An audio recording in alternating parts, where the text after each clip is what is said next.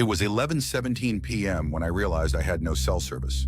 Not a single bar, not even the ghost of one. My phone's screen glowed weakly, mocking me with the empty signal icon.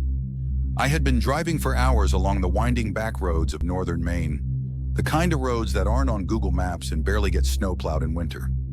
The trees pressed in from both sides, their skeletal branches scratching against the sides of my car, whispering secrets I didn't want to hear.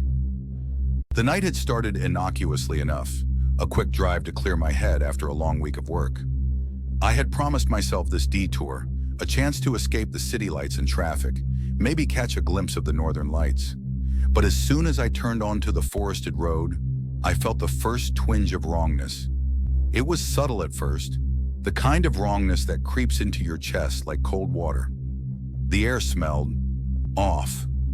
Damp, yes, but with a metallic tang I couldn't place, almost like blood mixed with rust. I brushed it off. My headlights cut through the darkness, illuminating the road for maybe 50 feet ahead before plunging back into blackness.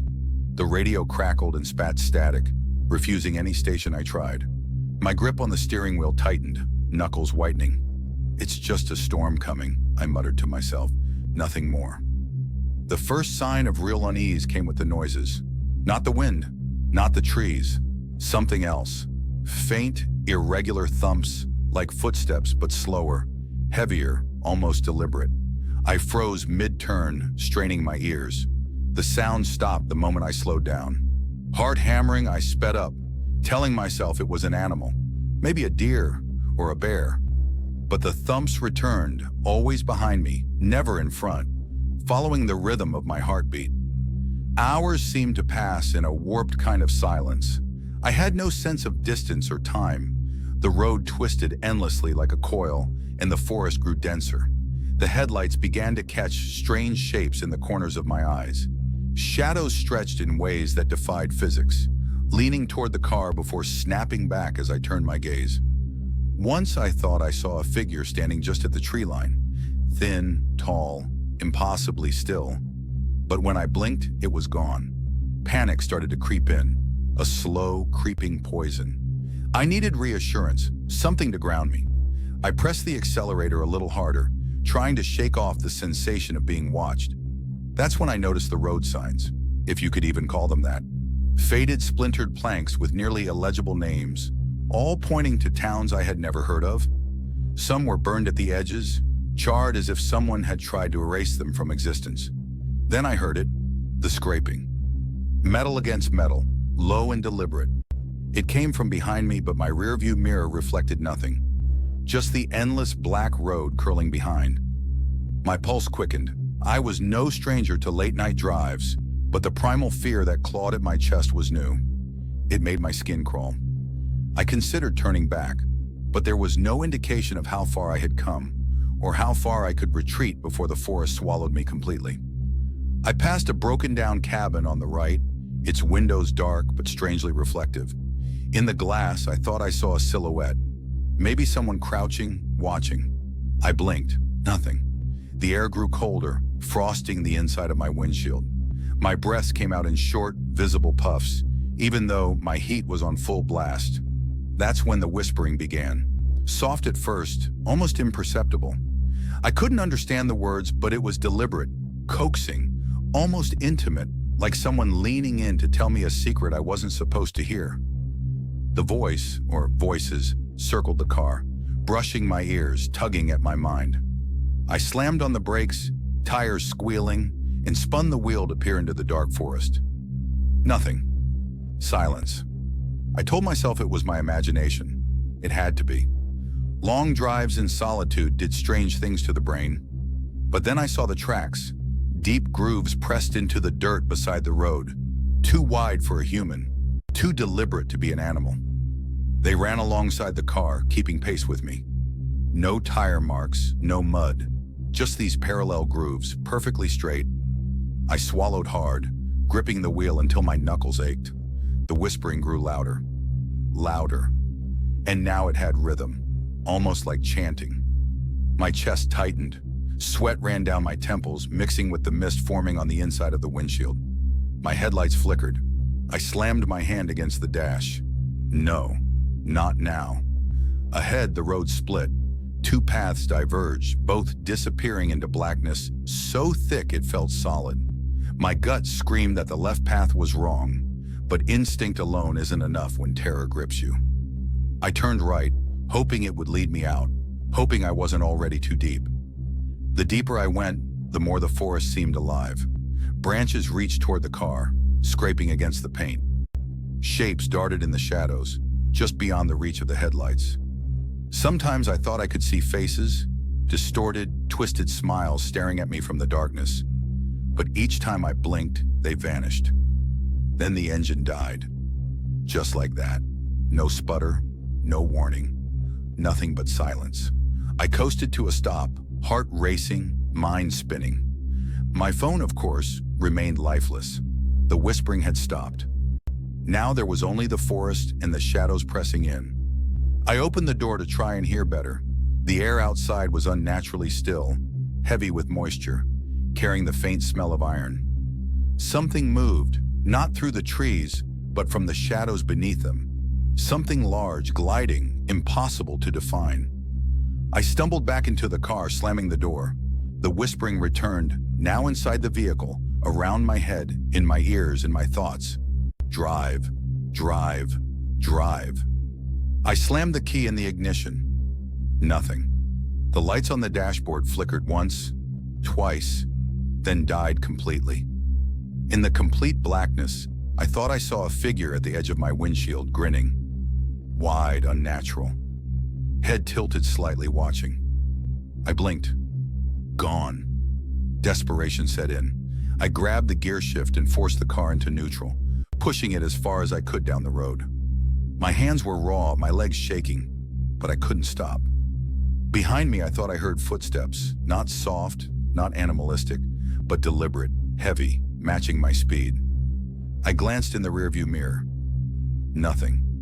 Then, a flash, a reflection of that figure, just for a moment, in the trees behind me, and it smiled. Smiled. Hours or maybe minutes passed. Time had no meaning. Every turn of the wheel was mirrored by a movement in the trees. Every shadow was alive, stretching, reaching, watching. I tried to scream, but the sound was swallowed by the dense darkness. I was alone, and yet I wasn't. Finally, the road opened slightly, revealing what looked like a town, or the remains of one. Abandoned houses lined the street, broken windows staring like dead eyes. The streetlights were out. The mist thickened, curling around the car. And then I saw it. Writing on the asphalt, scrawled in deep black, wet-looking paint. Words that made my stomach drop. "You should not be here." I tried to turn around, but the car refused. It felt anchored, like the forest had claimed it, claimed me. The whispering became chanting again, low and throaty, almost triumphant. Shapes emerged from the fog, circling the car. Tall, thin figures, featureless faces, limbs bending in ways that made my head reel. One tapped on the window and I realized these things weren't human, and the one in the windshield reflection had never left. I screamed, pounding on the steering wheel, slamming on the horn. The figures recoiled briefly, only to press closer, whispering now with hundreds of voices. The mist entered the car, cold, wet, suffocating. My vision blurred. I fought to hold on to the steering wheel, but it slipped from my hands. Then silence. I woke in the driver's seat. The engine purred, headlights shining down a road that now seemed normal. Trees lined the sides, empty and still. My phone buzzed, full signal. Nothing on the screen. No messages, no missed calls. I exhaled shakily, gripping the wheel. I had made it. Somehow. I started driving, but as I glanced in the rearview mirror, my stomach sank. My reflection wasn't right. My eyes were spaced too far apart. My mouth curved in a smile a second before I felt it. And in the back seat, I wasn't alone. I thought I had escaped. My hands still shook as I gripped the steering wheel, the rear view mirror reflecting my own distorted, unnerving smile. My pulse pounded in my ears, yet the road ahead seemed normal. Trees lining the sides, snow-dusted under a dim moon. Nothing moved. No whispers, no shadows. Relief surged briefly, But then my peripheral vision caught something at the edge of the headlights. A figure, thin, tall, standing in the middle of the road. At first I thought it was a deer or some other animal, but it didn't move. It didn't blink. And then I realized its eyes were fixed on me, unblinking, wide, too wide. I slammed the brakes. The car skidded, tires crunching over gravel. The figure didn't flinch. I tried to swerve, but the steering wheel felt heavy, like it was anchored by an unseen force. My heart raced. My breaths came in short, panicked gasps. The figure's head tilted slightly, the same unnatural way I had glimpsed in the rearview mirror. A grin stretched across its face. Too wide, too symmetrical, impossibly sharp. I threw the car into reverse, hoping to put distance between us, but the road behind was gone. Thick fog had swallowed it. Only the figure remained, solid and advancing, slow and deliberate. I tried the horn. Nothing. I pounded on it, screaming, hoping someone, anyone, would hear. The figure raised a hand, a gesture so calm it made my blood run cold. Stop. The car sputtered. Lights flickered. And then it moved through the car. Not a door, not a window. It simply passed through, freezing the air. A coldness so deep it felt like it had reached into my chest and gripped my heart. My vision blurred. The radio crackled to life with whispers, chanting my name over and over. You shouldn't have come here. You should not be here. I realized I had to get out.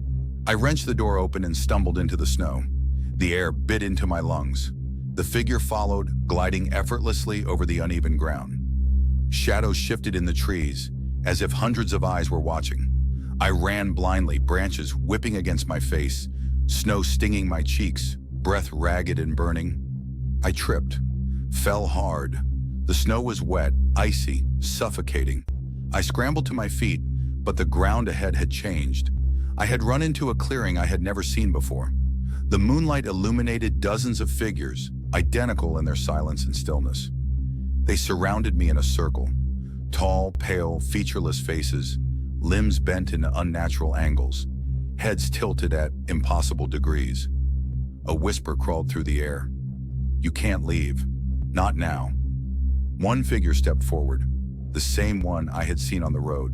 Its grin had widened further, stretching across a face that seemed less human with every blink. I stumbled back, sliding across the icy ground. My legs betrayed me, my chest burning, my throat dry.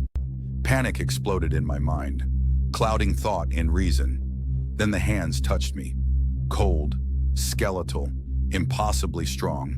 Fingers wrapped around my arms, my legs, pulling me down, dragging me into the snow. I screamed, kicking, thrashing, but they were relentless. The figures were everywhere now, pressing closer, whispering in voices that were not voices, calling my name, promising oblivion. I clawed at the ground, tried to dig a path, but it was useless. The snow became ice, hard and unyielding. My breath fogged in the freezing air, lungs burning, heartbeat hammering. The figure's grin hovered over me as the chanting intensified. My mind screamed for escape, for life, but my body failed. I tried to reach my phone, but it was gone, snatched, vanished, erased from existence. The fog thickened, swallowing the moonlight, erasing everything familiar. Then the ground beneath me gave way. Not a hole, but a pull, a twisting descent into darkness. My screams were muffled, the snow closing over my face, the cold pressing into my skull, pulling me further into a void I could not comprehend. The last thing I saw before my vision faded was that impossible smile, frozen, staring, welcoming. And then, silence. Somewhere in the darkness, the whispering continued, distant now, almost satisfied. Another one, another who should not have been here, and I was gone. The road returned to stillness by morning. No trace of my car, no tire marks, no footprints. Just the trees, their skeletal branches swaying gently in the wind. And if you listen closely, far away, you can hear a whisper carried by the breeze. You shouldn't be here.